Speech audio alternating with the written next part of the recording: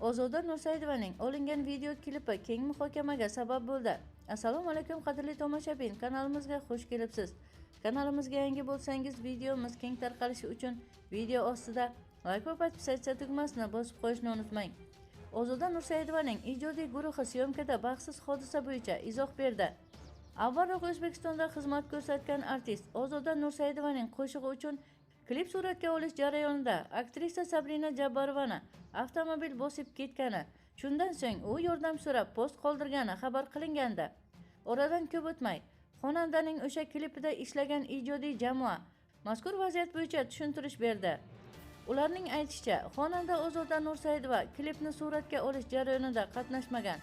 Shuningdek, ular aktrisani murojaatida keltirilgan hech qanday birinchi yordam ko'rsatilmagani haqidagi iddaoni rad etgan. Shuningdek, ijodiy jamoa bu voqea ortidan ularga uy oldirishmoqchi bo'lishganini aytdi. Shu bilan birga, ular holat bo'yicha tergov davom etganini, yakuniy qarorni esa sud chiqarishini ta'kidlagan. U yerda baxtsiz voqea bo'lgan. Ataylab hech kim bir narsa qilmagan. U qiz yaqinda oyoqqa turibdi, chunki unga yaqingacha qaralgan. Faqat bu yerdagilar emas, jamoadagi hamma kelib qaragan unga. Ishlay olmaydi, yotishi kerak deb oyma-oy $500 berilgan. Hammasining hujjati, videolari bor, lekin bu narsa qilinyapti-da kimlardir aql o'rgatishi sababli endi oxirida kelib uy talab qilinyapti.